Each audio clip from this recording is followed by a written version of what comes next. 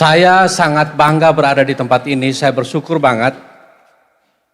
Saya juga ditemani oleh istri saya yang luar biasa, hebat dan dahsyat. Silakan berdiri, Bu. Kedua anak saya yang luar biasa, hebat dan dahsyat. Dan saya tahu mereka sangat hebat. Mengapa saya tahu mereka sangat hebat? Saya berdiri di tengah-tengah orang hebat.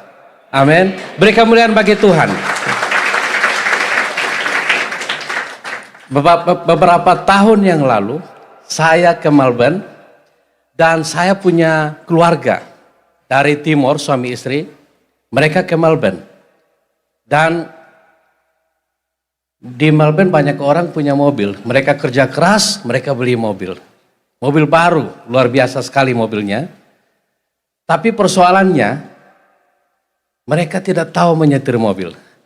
Karena waktu di Timor, keluarga kami ini, mereka tidak punya mobil dan tidak pernah punya mobil. Di Melbourne, mereka lihat teman-temannya punya mobil, mereka beli mobil. Dan mobilnya diparkir di depan rumahnya, diantar oleh dealernya. Jadi suami istri ini, lucu ceritanya. Setiap hari mereka cuma, kalau pulang kerja, duduk di mobil. Masih syukur mereka tahu cara hidupinnya. Mereka hanya duduk di mobil. Sampai waktu yang cukup lama. Dan ini kisah nyata Bapak Ibu. Saya tidak tahu di Jakarta ada yang seperti ini atau tidak. Mungkin tidak ya. Tapi lumayan mereka berani untuk beli mobil. Walaupun tidak bisa nyetir. Dan saya juga merasa atau melihat atau saya alami bahwa banyak dari kita yang sudah dicurahkan, dipenuhi oleh Roh Allah. Tapi kita seperti keluarga saya itu yang tidak tahu bagaimana dengan kuasa ini. Allah sudah curahkan rohnya di atas umatnya. Sudah dijanjikan dengan begitu sederhana dan terang benderang bahwa aku akan mencurahkan rohku ke atas semua manusia. Saya buat sederhana, saya ambil satu contoh di perjanjian lama. Karena Allah perjanjian lama itu Allah yang sama perjanjian baru. Amin. Allah itu konsisten. Jadi Allah yang begitu powerful dalam perjanjian lama, dia tidak pernah berubah. Dan tadi pagi kalau Bapak Ibu hadir, istri saya membawakan tentang seorang contoh orang tua yang baik, yaitu Hana, di mana dia sendiri juga sulit mendapatkan anak. Waktu dia berdoa, dia bernasar kepada Tuhan bahwa aku akan memberikan anakku ini untuk menjadi hamba Tuhan, dan pisau cukur pun tidak akan menyentuh rambutnya. Itu orang tua yang baik. Tidak apa-apa, Bapak Ibu.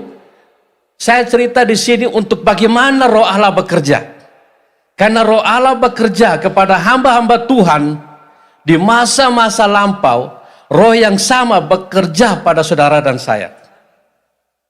Saya bacakan satu ayat di sini, mungkin Bapak Ibu akan tahu yang saya maksud itu. Yaitu Hakim-Hakim pasal 13 ayat 5. Sebab engkau akan mengandung dan melahirkan seorang anak laki-laki, kepalanya tak akan kena pisau cukur, sebab sejak dari kandungan ibunya, anak itu akan menjadi seorang nasir Allah, dan dengan dia akan mulai penyelamatan orang Israel dari tangan orang Filistin. Bapak Ibu, Allah yang bekerja di zaman perjanjian lama selalu punya maksud. Waktu Roh Allah dicurahkan, maksudnya untuk menyelamatkan bangsa Israel. Saudara dan saya hari ini, Allah punya maksud bagi saudara dan saya. Kalau saya bacakan, mungkin terlalu panjang ya. Itu dari Hakim-Hakim pasal 13, 14, 15, 16. Mungkin saya rangkum aja. Jadi anak itu lahir dari seorang ibu yang mandul seperti Hana juga. Dan dia disampaikan oleh malaikat Tuhan. Malaikat Tuhan itu sebenarnya Tuhan sendiri yang menjelma jadi malaikat. bahwa dia akan memiliki seorang anak. Dan anak itu diberi nama Simpson. Dan bapak dari anak itu bernama Manoah. Waktu dia bertumbuh dewasa, dia dipenuhi roh Allah. Dia mulai melihat seorang gadis di Timna yang tentunya cantik dari suku Filistin. Tapi orang tuanya memang kurang tegas. Orang tuanya sudah bilang bahwa tidakkah di keluarga kita atau di suku kita ini, di bangsa kita ini ada wanita-wanita lain. Tapi dia tidak dengar, dia memang suka cari masalah. Dia tetap saja bersikeras dan orang tuanya menuruti dia pergi ke Timna. Waktu dalam perjalanan ada singa mengaum. Singa mengaum. Saya mau Bapak Ibu perhatikan apa yang terjadi waktu singa mengaum. Apa yang terjadi kalau roh Allah turun di atas seseorang? Apa yang terjadi kalau roh Allah turun di atas saudara dan saya? Waktu singa itu mengaum, dia masuk menghadap ke singa itu dan dia merobek singa seperti anak kambing. Dirobeknya. Amin. Inilah Allah kalau bekerja dalam seseorang. Itu powerful sekali. Dan Allah itu Allah yang tidak berubah. Allah juga bekerja pada saudara dan saya. Dan waktu berjalan terus, mereka pergi meminang seorang gadis dari Timna ini. Dan beberapa waktu kemudian dia datang lagi. Di situ dia mampir lagi ke tempat singa yang dia bunuh. Di situ sudah ada sarang lebah. Diambilnya. Dia makan, dikasih orang tuanya. Luar biasa. Sarang lebah pun diambil. Gak ada bekas gigit. Singa pun dirobek. Gak ada bekas luka. Itulah kalau roh Allah ada pada seseorang. Itu kalau roh Allah ada pada saudara dan saya. Dan dia memberi teka-teki. Ini saya rangkum ceritanya. Biar Bapak Ibu tahu bagaimana. Kalau roh Allah ada pada saudara, bagaimana kita menjadi orang itu.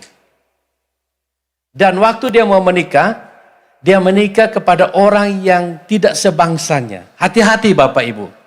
Ya, hati-hati. Khusus anak-anak muda, jangan cari jodoh mereka yang di luar anak-anak Tuhan, yang takut akan Tuhan. Amin.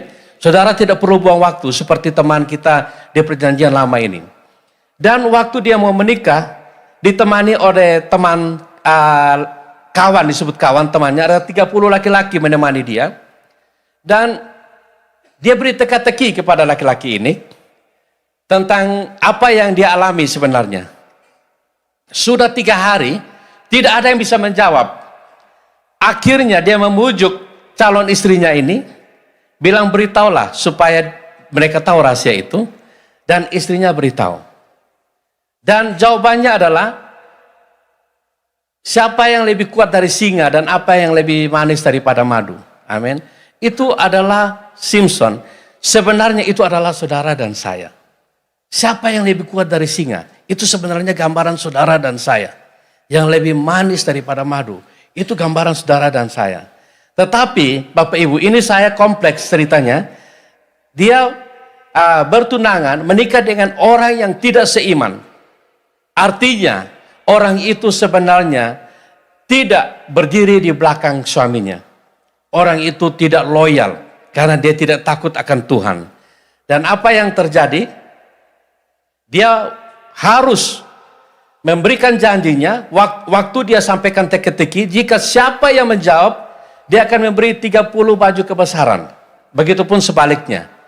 Akhirnya dia pergi ke satu kota namanya Askelon, gak salah. Ada 30 raja-raja, orang-orang besar di situ. Dia bunuh semuanya untuk ambil pakaiannya. Itu gambaran orang yang dipenuhi Roh Kudus. Dia bisa pergi satu kota, dia membunuh semua 30 orang, ambil pakaian kebesarannya, dia berikan kepada kawan-kawan itu. Tetapi sebenarnya hatinya marah karena dia bilang begini, kalau kamu tidak membajak dengan lembu betina, kamu tidak akan tahu rahasia ini. Sebenarnya dia tahu. Dan dia sempat tidak pulang dia ke rumah ayahnya. Tetapi apa yang terjadi? Mertuanya menyerahkan anaknya ke salah satu dari kawan itu. Dia balik dia mau kembali bersama istrinya, dia membawa kambing, tetapi mertuanya tidak izinkan dia masuk. Bahkan mertuanya memberikan adik dari wanita itu bahwa engkau dapat memiliki, bukankah dia lebih cantik? Jadi waktu kita menikah di luar anak-anak Tuhan, perkawinan itu menjadi murah, Bapak Ibu, ya. Bisa diganti-ganti. Nah, jangan sampai kita hati-hati, karena Roh Allah ada pada saudara dan ada pada aku, pada saya. Dan waktu Samson merasa marah sekali, dia tidak terima, dan dia bisa menangkap 30 ekor anjing hutan. Powerful, ya. Itu gambaran orang-orang yang dipenuhi Roh Allah di masa-masa lampau. Dia ikat 2 ekor menjadi 1, dia kasih obor, dan anjing-anjing hutan ini lari ke tempat-tempat penuaian gandum yang hampir dituai dan dibakar semuanya. Powerful. Itu kalau Roh Allah ada pada saudara dan ada pada Samson waktu itu. Dan waktu selesai terbakar, orang-orang Filistin tanya, mengapa? Siapa yang lakukan? Dan orang beritahu, itu namanya Samson. Mengapa? Karena mertuanya melakukan kecurangan, buat istrinya dikasih ke temannya, dan mereka berusaha menyerang Samson, dan Samson memukul mereka semua, menghancurkan tulang-tulang mereka. Bapak Ibu lihat, ini gambaran bagaimana Roh Allah ada pada seseorang. Amin.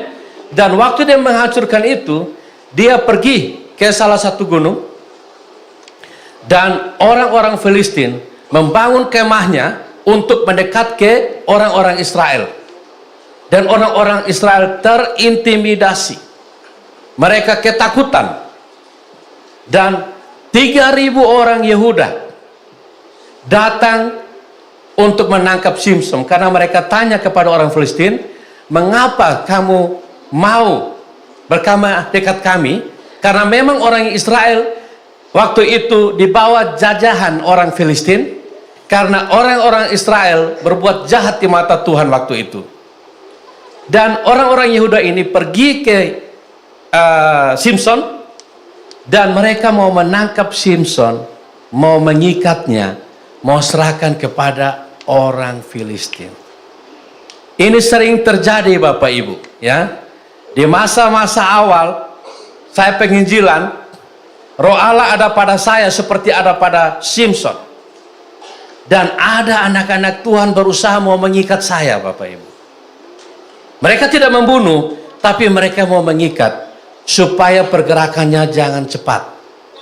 Nah, itu pemikiran-pemikiran yang salah. Harusnya anak-anak Yehuda 3.000 orang, kalau dia tahu bahwa Samson begitu powerful, dia membackup Samson, dia bisa habiskan seluruh orang Filistin.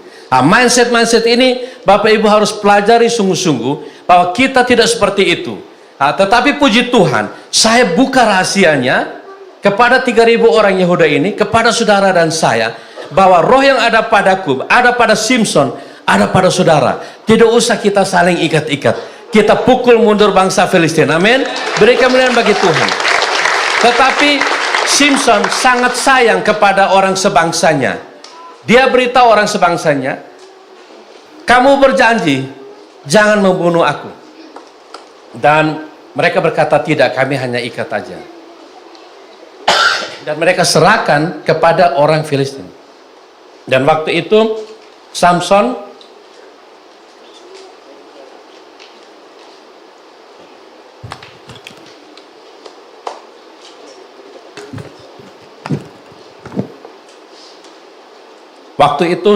mengambil tulang rahang dari keledai, dan dia memukul 1.000 Filistin mati.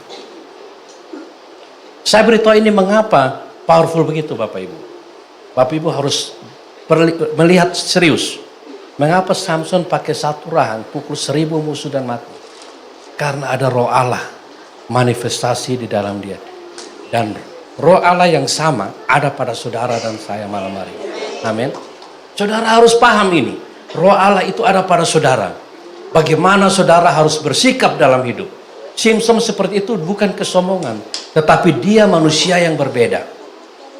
Dia manusia yang berbeda dari yang lain. Dan kita lihat lanjut ceritanya, apa yang terjadi. Saya ambil singkat cerita, kita lihat dia waktu itu ke Gaza. Jadi dia hidupnya tidak disiplin. Waktu dia masuk ke Gaza, di situ ada wanita sundal. Ada wanita sundal, dia hampiri wanita sundal ini. Dia tahu ada roh Allah begitu luar biasa bekerja dalam dia. Seperti yang hari ini bekerja dalam saudara dan saya. Tapi dia menghampirinya. Akhirnya dia juga mau dibunuh oleh bangsa Filistin. Bangsa Filistin menjaga dia semalaman. Mereka berpikir nanti pagi, waktu dia terlelap, mereka tangkap dan bunuh. Akibat apa? Akibat dia tidak hati-hati. Tapi waktu itu, dia bangun tengah malam, dia keluar, dia cabut tiang-tiang palang pintu. Tiang penjaga semua dicabut. Dia taruh di punggungnya, dia bawa ke atas gunung, dia buang. Dan orang tidak berhasil membunuhnya. Dia begitu berkuasa karena roh Allah ada pada dia. Dan roh Allah yang sama itu ada pada saudara dan saya.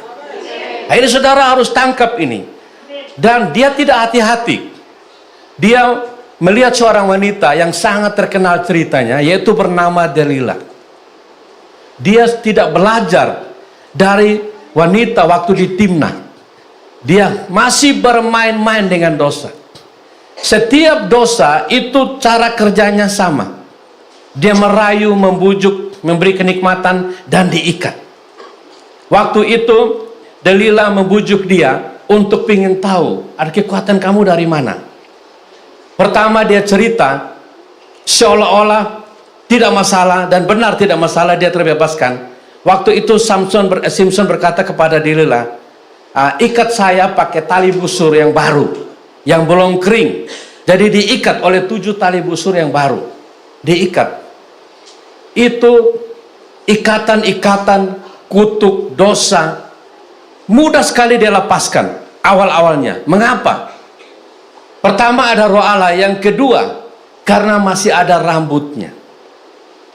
Masih ada rambutnya. Judul khotbah saya malam hari ini, jaga rambut saudara.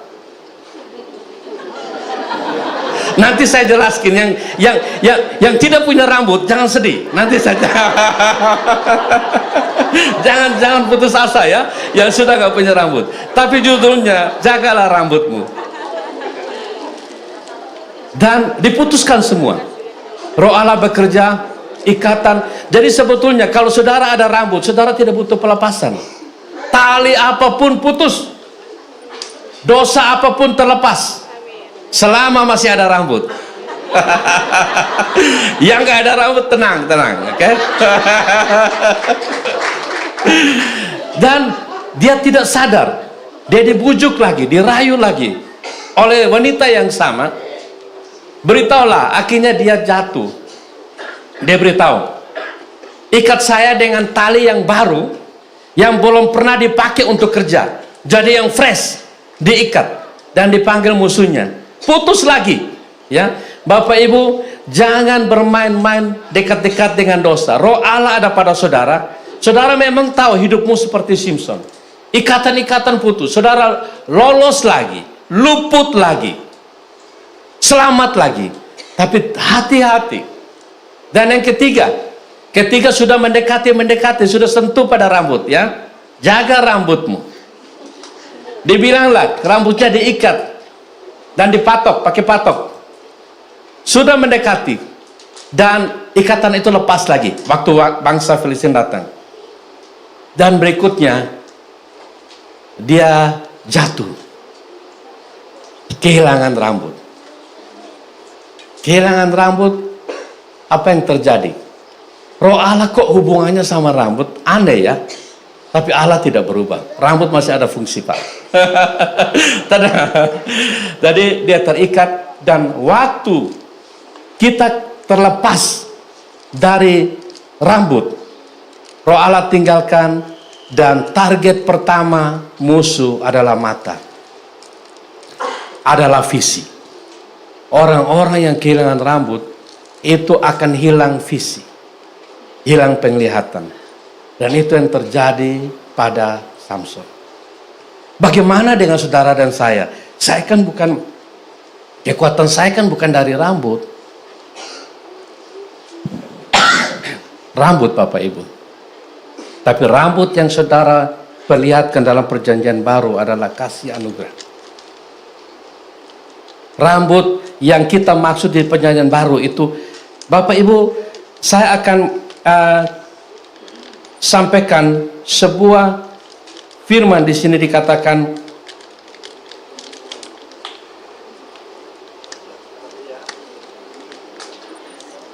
Samson begitu perkasa, Samuel begitu perkasa. Tapi ada satu nabi yang terakhir. Nabi terakhir bukan nabi yang ke-20 berapa, bukan. Ini nabi yang membuka jalan bagi Yesus, namanya Yohanes Pembaptis. Saya baca di Matius pasal 11 ayat 11. Yesus berkata, "Aku berkata kepadamu, sesungguhnya di antara mereka yang dilahirkan oleh perempuan tidak pernah tampil seorang yang lebih besar daripada Yohanes Pembaptis." Dijelaskan juga di bawah, namun yang terkecil dalam kerajaan sorga lebih besar daripadanya. Yohanes Pembaptis nabi yang besar, jauh lebih dahsyat daripada Samuel, daripada Samson. Apa yang membuat dia lebih besar? Karena nabi yang punya kesempatan menyaksikan Yesus. Menyaksikan Yesus. Dan saudara dan saya adalah yang terkecil dalam kerajaan Allah. Lebih besar daripada Yohanes Pembaptis. Lebih dahsyat daripada Samson yang tadi saya ceritakan. Mengapa? Karena roh Allah yang bekerja pada Samson itu untuk menyelamatkan umat Israel. Roh Allah yang berada pada saudara dan saya untuk menyelamatkan bangsa-bangsa, suku-suku bangsa. Dan double portion itu terjadi. Yes. Karena kuasa di sorga, kuasa di bumi, itu semua yang saudara terima hari-hari ini. Amin. Saudara mungkin bayangkan seorang yang punya mobil tidak tahu drive. Saudara pandang Samson, bagaimana roh Allah bekerja dalam hidupnya. Tapi saudara lebih dahsyat. Dan malam hari ini kita akan lihat kedahsyatan itu dengan terang benderang, yang dilihat oleh Zoom, oleh Facebook, oleh YouTube. Saksikan kedahsyatan ini, jauh lebih dahsyat daripada